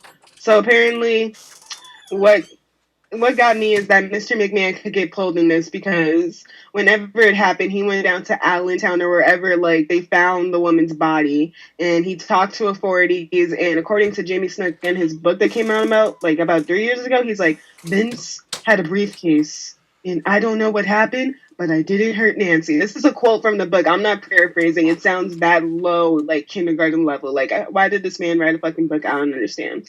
But now it's getting developed more, and people are saying that he might not end up going to jail because he has stomach cancer and he's already old. So it's like, what's the point of putting him in jail if he's going to like end up dying anyway at one point? And now he's not on the Hall of Fame. They like Hulk Hogan him. He's not on the Hall of Fame anymore. And if you Google Jimmy Snuka, only Tamina comes up. None of his matches, nothing. I'm not sure like if he's still on the network, but he's totally been wiped off of everything. And he's gonna end up it's going to court, and then his lawyer is saying that he has like dementia or whatever, so he wouldn't be good to put on trial. It's a whole bunch of shit, but I really just want to see if Mr. McMahon ends up on here, and it's like this all bad right now. I just really want to see this on some goddamn television. This and the CM Punk trial. Like, I need to see this on some like Michael Jackson like type of trial shit. This shit would be fucking gold. Like, put this shit on the network. Like, ugh. It's just a fucking mess. And, you know, it's kind of like an OJ situation. Like, if I did it, this is how I would have did it. You know, like, you don't go and put the dirt in a fucking book. Like, what is wrong with you? And I had to drag Vince's name in there. Like, it's just messy. And he has different stories saying she hit her head like randomly when she was using the bathroom, and that he accidentally hit her when they were playing around. So he murdered her. I'm totally convinced on this, as if he's gonna go to jail or not. But here's my thing: 30 fucking years to figure this shit out. 30 years. I could have put this shit together in an hour. You know, her body would have still been warm when I found out who killed her. Like, everything was there, all the evidence. So something was covered up. Something is going on, and I want this shit to go on trial with you, Gigi. I want to know what the fuck happened, but I don't feel like Vince should be held responsible at all. For what? What did he do? Let's just say if he brought the briefcase of money in there, I'm just saying. The briefcase of money for who? To pay off. Supposedly he paid off the Allentown police or whoever was doing the investigation, because this is like when Jimmy Snuka was like hot shit. Like, Jimmy Snuka just did like the fall off the top of the cage. Wow. And then Vince was known for carrying around like money back then and like paying off people to buy their territories and keeping money on him for situations like this. So wow, that's some dirty shit. That's some dirty shit. Ooh.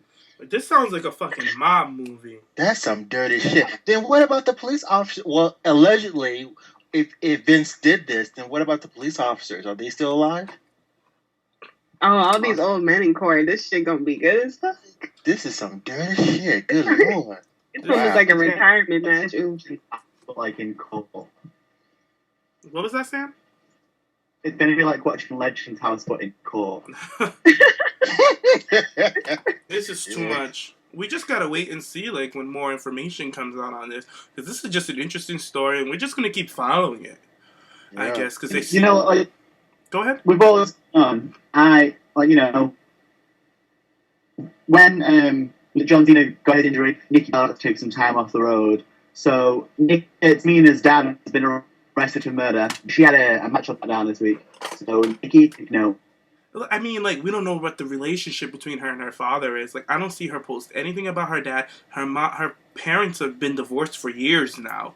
So, I don't know what's going on. It's still going to look back on her. This was just some guy she was dating who wouldn't marry her. She had to take time off to look after him. But, like, what the fuck? Man, I don't know. No idea. We just gotta keep on this story, and we're gonna keep following. We're gonna keep all you listeners updated on what the fuck is going on. Gigi's gonna bring us all the tea, because Gigi, I did not know half of this tea you brought over to us today. Jeez. Wow. It was all over. I had to collect, but I got it all together though, because this shit is fucking quality. It is quality tea. This tasty is some tea. Tasty tea, yes, Josh. New flavors. honey, cinnamon, lemon. Very tasty tea. Thanks a lot, Gigi. We appreciate it. Well, let's move on to some more tea, guys. I got some good tea for you guys right now. Oh my god! Now the scandals just keep rolling on in the wrestling world, but now they're trying to turn a scandal into a movie. The Chris Benoit biopic has been confirmed. They have the story written up right now. They're just looking for an actor to play Chris Brown. So, Chris Brown, you hear me?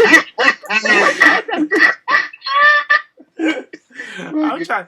We got a serious topic right now, and I'm calling the man, fucking Chris Brown. I'm over. From one man give it to another. Okay. Close enough. But yeah, Chris Benoit. I'm sorry, guys. Chris Benoit biopic has been confirmed, and they're looking for a lead actor to play him. And you know what? I feel like there's enough time that's passed. I feel like it's appropriate. He was in the social. He was a public figure, so as was his wife. I feel like the story has been out there. There's been documentaries about it, and multiple news outlets have covered the story. So I feel like the story is out there, and it's appropriate enough for them to tell the story on the big screen. And I'm here for it. I want to see this movie. I'm very interested, and I want to see what kind of light they're going to paint Chris Benoit in. Because there's a lot of people out there that are still alive that can easily tell this story, and there was I want to know who's going to play Eddie Guerrero. I want to know who's going to play all these other wrestlers that was close with him, and I want to know who's going to play his wife, his son. So this is going to be a big time movie. It really is. Sad, though.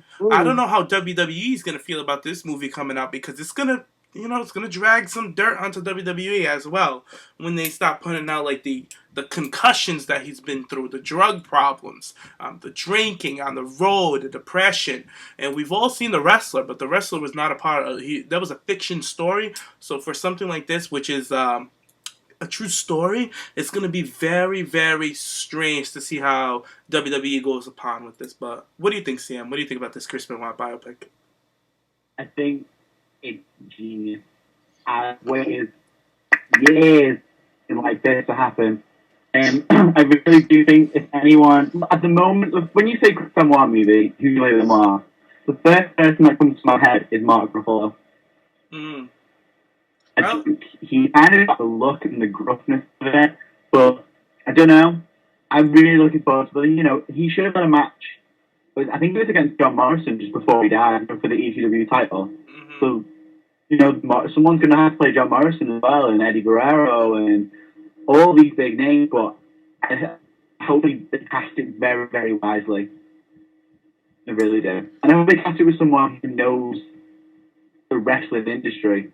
Well, they had somebody casted for Don't fucking put some child in it, like who thinks, the bells are the greatest thing in the world. Don't be casting them as fucking Benoit.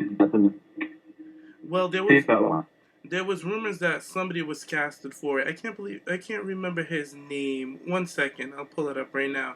But there was rumors that he was casted for this role, but he came out to say that he's not. And I think his name was something Levi Skragenberg. I don't really know who he is or something like that. I can't remember his name. I'm sorry. Was it Lee Schreiber? Is it? He was the guy that was Sabretooth in X-Men. He was who? I think he was Sabretooth in X-Men, and he was Nick Cotton in Scream as well. I think it is him. I think he was the one that... Is it Ray Donovan, the TV show? I don't know who he is. I never... Oh, he's a good actor. He would be a good Benoit, actually. Well, there was rumors that he was going to play Chris Benoit, but he's come out to confirm that he's not. So, right now they're still on the list to find somebody to play Chris Benoit. And I think they should find a nobody, somebody who nobody knows, because this is such a delicate role that I think they need to have a newcomer come in and play this guy. So, I'm all here for a non-known actor. But Gigi, what do you think? I think this is going to be quite crazy just because, they do have to get, Chris Benoit, Eddie Guerrero, but think of all the other wrestlers that they have to get, his friends, Edge. They have to get Dean Malenko. They have to get all these guys. I'm just imagining, these regular men, dressed up as wrestlers. So I think it might be funny as that. And then they have to recreate, WB backstage. And for matches, are they going to get, clips? Or... Because I highly doubt WWE's going to, license them to use, some of their stuff if they're making, a Chris Benoit movie. I think it's going to be real messy legal-wise, but I'm really curious to see how they're going to do it. Are they going to have, are they only going to cover, his life outside of wrestling? Who are they going to use for it. It'll be a good movie, I'm sure, but it's gonna be like a real touchy subject, and we all know how the movie ends, so that's gonna be awkward.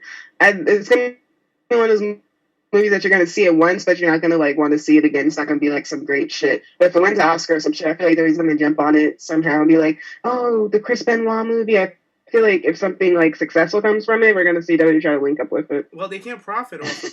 You can't profit off a man's death, off of like a big murder suicide like that. So there's no way WWE can profit any money off of this. There's no fucking. It's illegal. So I can't see them going that route. But another guy that's going to be in the, because they're definitely going to cover WCW when he was in WCW and all his previous times there. I think they're gonna need an Eric Bischoff for sure, and they're gonna need a Vince McMahon. So it's gonna be interesting. And they need a Triple H, Lord.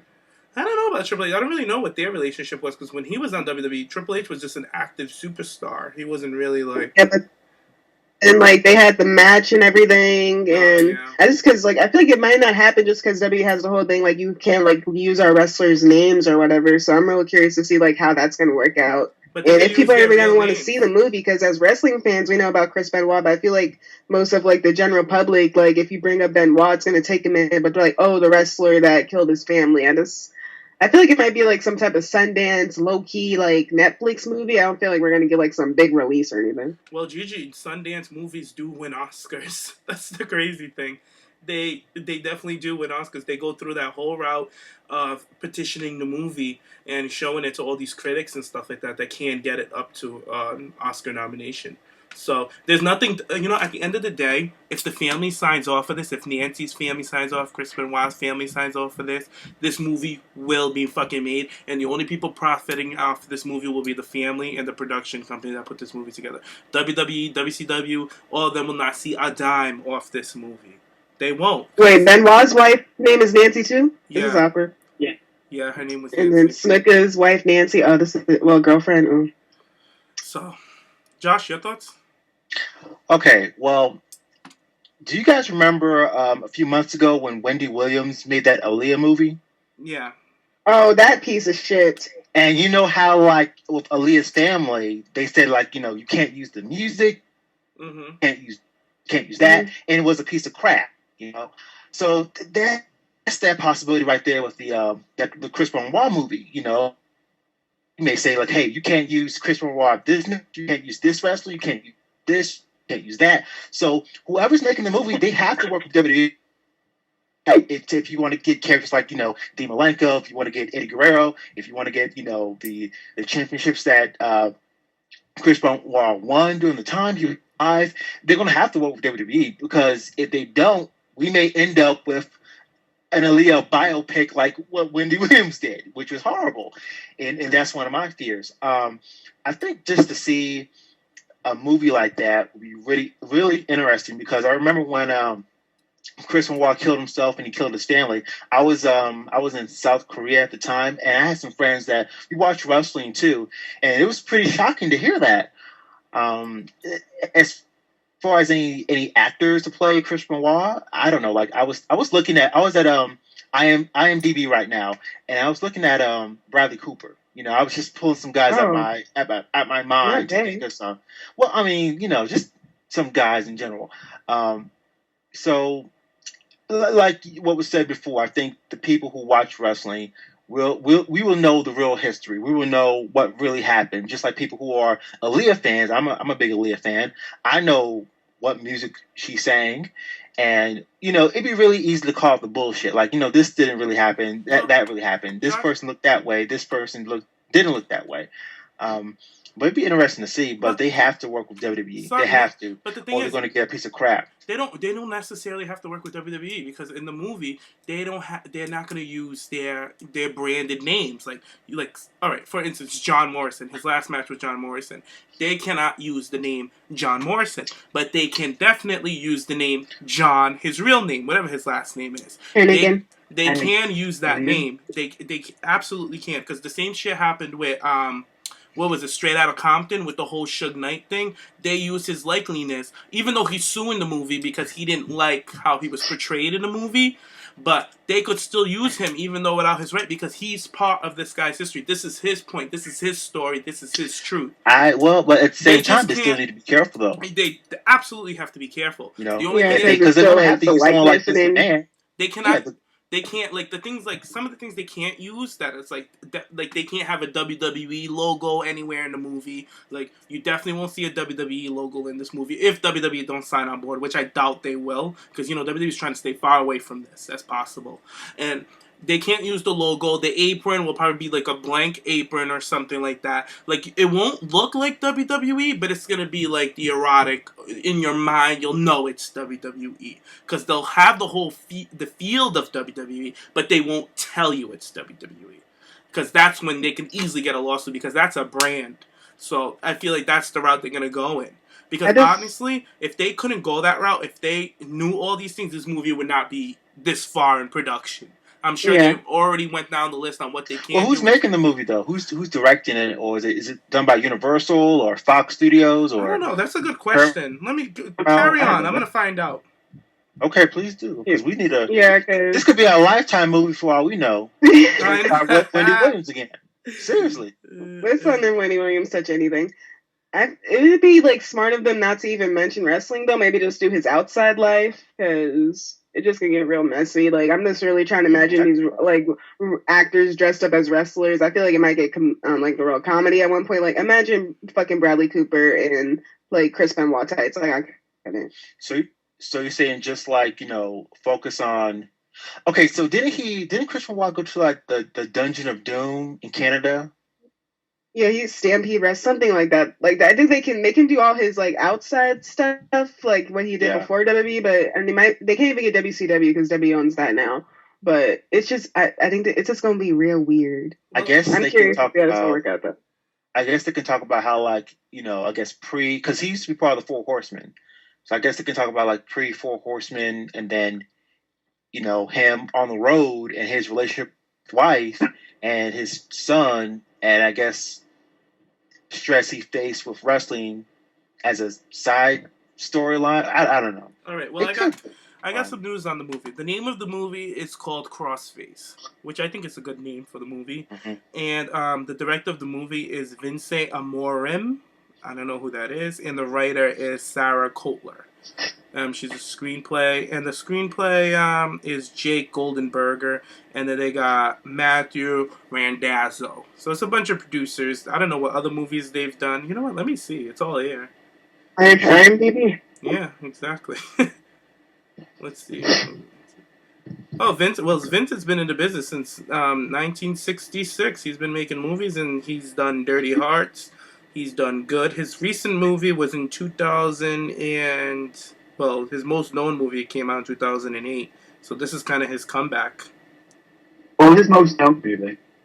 He's from Austria. That's where he's from. I haven't watched any of his movies. Most of his movies are the indie movies that you will see at like Sundance and stuff. Like what Gigi said, most of these indie movies, which do get nominated for Oscars. He's won 3 awards, and he's been nominated 7 times. So, and it's mostly foreign films. So he must be a wrestling fan or very interested in the story, because he must have seen the success of The Wrestler and just picked up on this story and wanted to make a movie out of it. We need a better biopic about wrestling, because we got The Wrestler, and that movie's sad as fuck because you don't know if he died at the end or not. And then fucking Chris Benoit. They need to do somebody that got their shit. We can't even do Hulk fucking Hogan. Someone who got the Roddy Piper. I think he did blackface. No. Ultimate Warrior. He got no happy stories to tell. Ultimate Warrior would be a good one. But you think that he got homophobic for a minute, see? Well, he's a white, older man wrestler. If he gets homophobic, I'm not going to hold him to a stake. I don't expect everybody to love the gays. You know what I mean? Not everybody is like that. What was that, Sam? Love us all.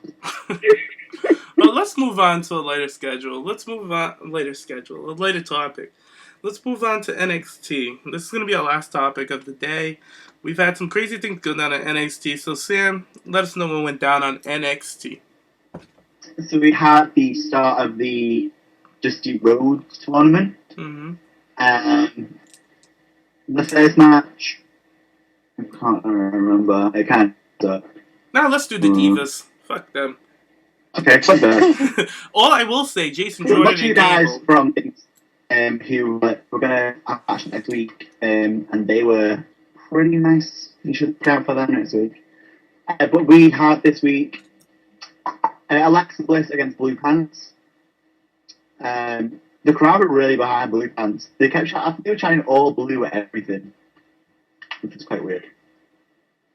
Actually, I got the pin on that one after a Sparkle Splash. And then we got a recap from Fatal 4 when Emma won. And then there was a backstage with Emma where she was like, you saw the Divas Revolution started a few weeks ago. Well, it started back at TakeOver with Paige and May. And then she walked off. And then we had Eva taking on Billy Joel, Billy Jean, King. I don't fucking know this girl's name.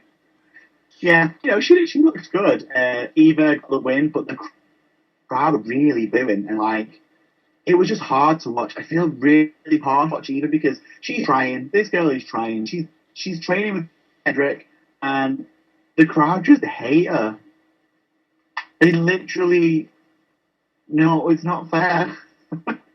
When it comes to Eva, them giving her all that heat, I kind of like that she's churning, like, she's making the best out of it because she's playing with the crowd. So it's like, thank God, because she remember in the beginning of the match, she started running her mouth to the crowd and then she gets kicked right in the freaking face. So I was like, that was awesome. And then, like, a reminder to all the listeners and fans that watched NXT, this was not Eva's match after the Carmella debacle. This was previously recorded. So this match happened before she had that great match. It wasn't a great match. It was one of her best matches with Carmella at NXT TakeOver. So it just shows the progression that Eva Marie is in, and she's on the right track. So they gave her a lot of shit, especially after when she forgot to kick out. The girl forgot to kick out.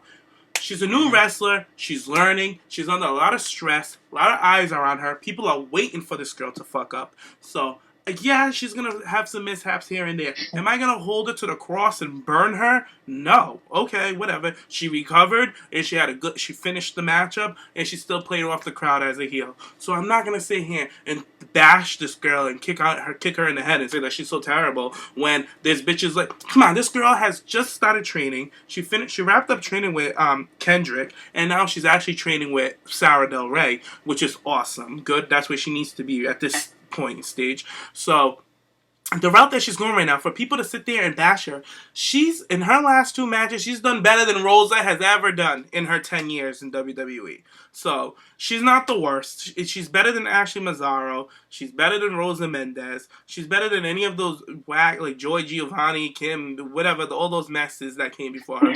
So people need to remember that and stop giving this girl so much shit, because she is athletic and she's learning and she's picking up the business now that she's being trained properly. It's just that she's finally started at getting trained properly, and we've already seen the progression out of her in the past 6 months. So you can't really shit on this girl. But that's all I gotta say about Eva. But good luck, Eva. But what are your thoughts, Gigi? This is the one match I did see from NXT. I thought it was good with Eva. I feel like even like in her match with Carmella, because I watched it back, I feel like sometimes she moves like a little slow. I know she's still learning, but I feel like you kind of see her kind of like maybe like thinking in her head like, okay, let me do this, and this, and it's not like moving smoothly, but she can still like work on that. I feel like sometimes she moves like very slow in the ring, like she's very kind of like, if you just put your DVR in slow motion, just like let her go, like, and then you hit it, it's like, oh, it's not slow motion, this is her actual like set of movement. I agree. That's how it was towards the end of the match on NXT this week, because Eva was in the corner and she like elbowed Billy. Billy took a step back and was like in the position to take, is it called Slice Red now? Slice Red? Whatever it's called. Yeah, Slice Red. And she kind of do a step kind of take the position, and then Eva kind of didn't really know, elbowed her again, and then she must have realised, so she did the Slice Red and got the thing. But I think, there are some times she kind of has to go, oh no, wait, it was this now, it's this now. Yeah. But she'll be okay. Josh, your thoughts? I agree with you guys. I think she's just thinking about it too much. Yeah. It's obvious because she's going like real slow. Like, okay, this is the next step. This is the next step. This is the next step. It's not natural yet. I mean, I'm pretty sure when she's training with Kendricks and Lana Del Rey. We got Chris Brown and Lana. We got Chris Brown, Lana Del Rey. Well, you know who I meant. But anyway, I think that when she's because she's training with them, so. With them, she's probably more comfortable, with it. But like when she's on, in the ring in front of the NXT crowd and all, it probably where like actually executing the match, she's actually doing it. So she's thinking about it a little bit too hard, I think. But I think she's going to get better. She just needs to get more. And her and. Yeah, she definitely needs. I think she is really Blue Pants to me is so dingy. She is so dingy looking, and like give her more. I just feel like this is like a throwaway character. Like it's just like okay, give her Blue Pants and that's it. It's just it's like a waste. It's a troll. That's what I feel like with her. It's just what was that? It's like a troll gimmick. Like yeah. But, like, on TakeOver, it seemed like they're taking her a little more seriously, so we gotta wait and see which route they're gonna go on. Because this is all previously recorded. When she came on TakeOver, she seemed more of, like, an established character, because they switched up her look a bit. She put the blue in her hair, they gave her some makeup, curled up her hair, and gave her that whole vaudevillain character type shit. So, we just gotta wait and see where they're gonna go with her. But if she keeps on with that X-Men character gear-up thing, it's like, really, though, WWE? Like Alexa Bliss said it best. Is she even on the roster? Like she's not. So like yeah, this is how I would do it if I had my way.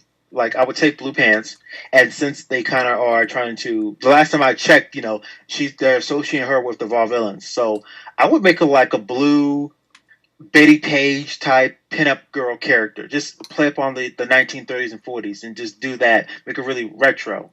That's how I would do. Yeah. They could easily go that way. And the Vaudevillainers were wearing blue when they came out with her.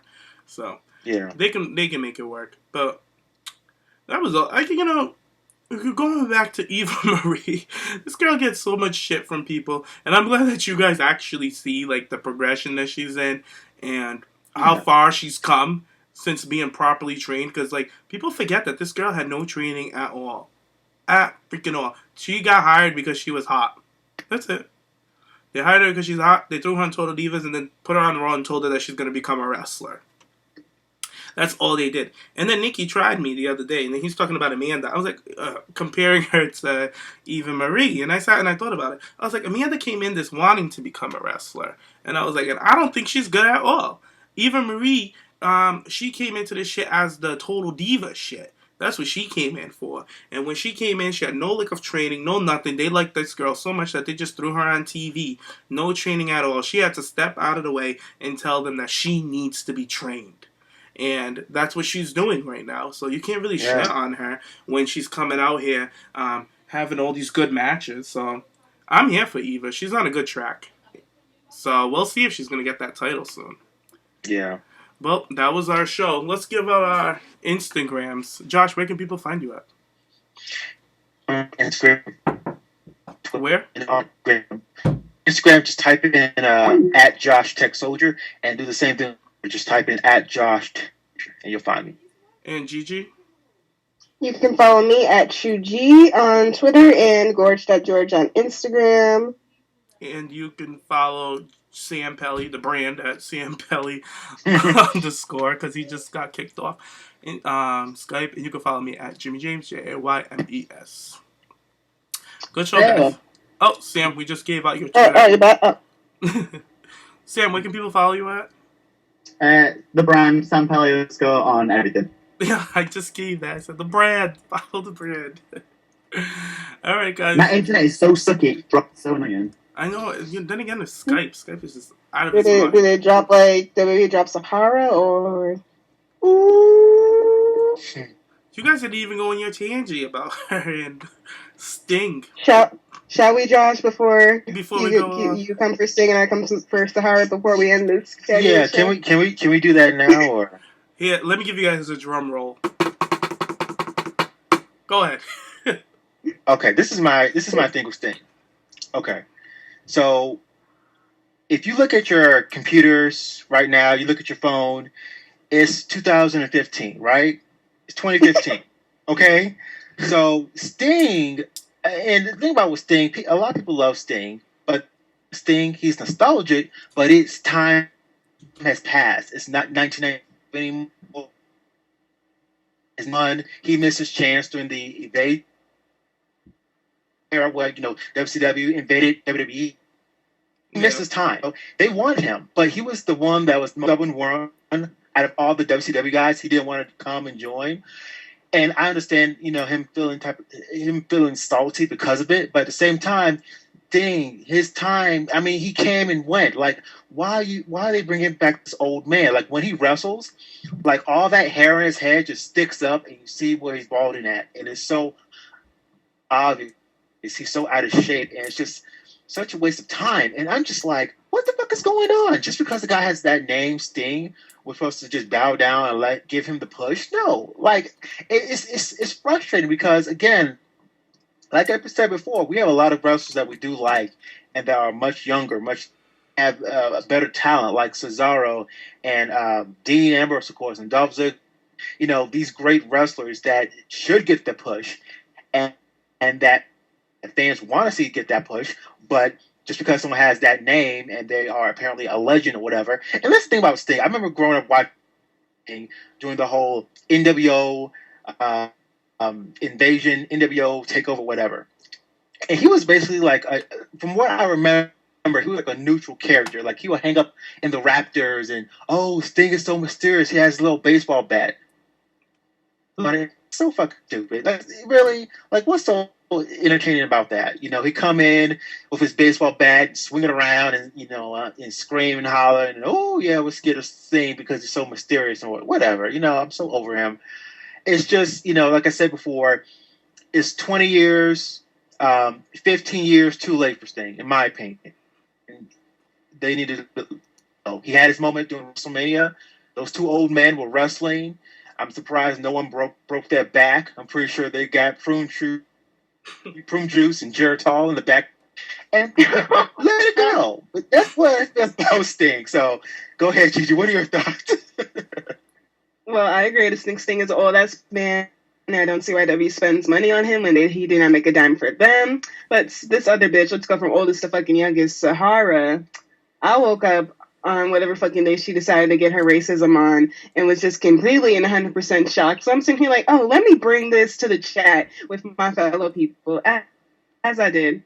And then James and Sam, they were both like, this has to be Photoshop. And they weren't the only people saying this. I'm sitting here like, y'all, Tumblr bitches are anywhere from about 15 to about 20. So these bitches cannot afford Photoshop and do it the way James does, all high quality looking. So I know this bitch had to really be posting this shit. It was fucking My Little Pony swastika and swastikas all over her house. I felt so bad for Steph. I'm like, this motherfucker is fucking swastika pussy. I don't know how to feel about Steph anymore. Like, how you fuck a bitch and she got Nazi shit in her house? Like, I don't see how you can fuck a bitch while you looking at her like a Nazi fucking Hitler symbol. But whatever. I'm so happy that she's gone because she was a very cute girl. She could have did a lot if she learned how to wrestle, but it's all I don't see why WWE was still fucking with her. Yeah, she had nudes out and that wasn't really her fault. She was just being a human being, but this is racism. I was just sitting there waiting. If WWE skips over this shit, I swear on everything, I'm done. But then I found out that she got released and it was a beautiful fucking thing. I'm happy that she's gone now, and then she wants to post I didn't mean it, blah, blah, blah. Don't mess with any brown people. We will end your fucking career. You see what happened with Hulk Hogan? He said the N-word and his career is over. Don't mess with brown people. Things will end quick, fast, and in a fucking hurry. Look at you now. Did she put out a statement yet? She's stupid. The product of WWE. The PG. Why the fuck would you do that? That's the most stupidest thing ever. WWE is trying to market towards kids. They have John Cena. That's why she put My Little Pony, so it looks right. Oh my god. And right now they're trying to push Bayley to be kind of like the next John Cena in a way. But she's such a fucking idiot. Why would you post that? People are going to light your ass up. Gigi, did she put out a statement yet since being fired? Yeah, because she took her Twitter off of like safety or unprotected or whatever, which was the first sketching that she did. Like, if you're racist and like it's like one of those things like W going to be like, oh, don't say anything. Like, if it's nudes, yeah, don't say anything. But this is like racism. Like, you have to defend yourself, especially after what Hulk Hogan did. Yeah, she unprotected her tweets, and her tweet was like something like, "Oh, I am so sorry for what happened. Those things were from a while ago, even though it was from fucking like maybe like a year or two back. I am a different person now. I don't mean I have black." She literally said, "I have black friends," and then people came for her on that, and then she Where did deleted she that tweet, post and I this think her on? tweets are back to being Twitter? protected again. This was on Twitter? Yeah, her Twitter after she unprotected it, and then she Fuck, I said missed sorry, it. deleted it, and now I think they're back to being protected. I haven't been back in her tag or Seth Rollins since, so. Damn it. I missed it. So, well, do we all agree that do you guys all agree that she's going in the river? Yes. Josh? yes. Yep. Alright, so she's in the river. I'll be adding her in. And Sting's bitch ass next if he fucking gets the title. I swear, if he gets any sound WWE, I'm dragging his ass too. Who? Who are you talking about, Gigi? Sting. Oh. So if he gets the belt, he's going in the river. Yeah, I'm sitting there like, when he popped up in that box and half his makeup was off, I'm sitting here like, he can't even keep his goddamn makeup off, this old ass man. Like, if WWE puts any type of title on him, even, I don't even see why he needs to be in the WWE Hall of Fame. It's WWE, not WCW. I don't even understand. Yeah. He didn't want to join the WWE. He could have done that, like I said, 15 years ago during the invasion, and that would have been the perfect time because, you had the big names at the time, like on the WWE side, you had Triple H and Stone Cold, of course, and Kurt Angle. Then coming from WCW, you had Booker T and God, who else? Sting could have been there, but it's too late, Sting. Give it up, really. Just go home, retire, drop over, go into your wheelchair, use your diapers. Give it up. We'll see. Well, that was our show for today, this weekend, guys. A lot of shade. Yeah. We had a lot to talk about. Lots. Well, I hope the listeners all like and comment in the comment box, so we'll all be in there chatting it up with you guys. So thanks for listening.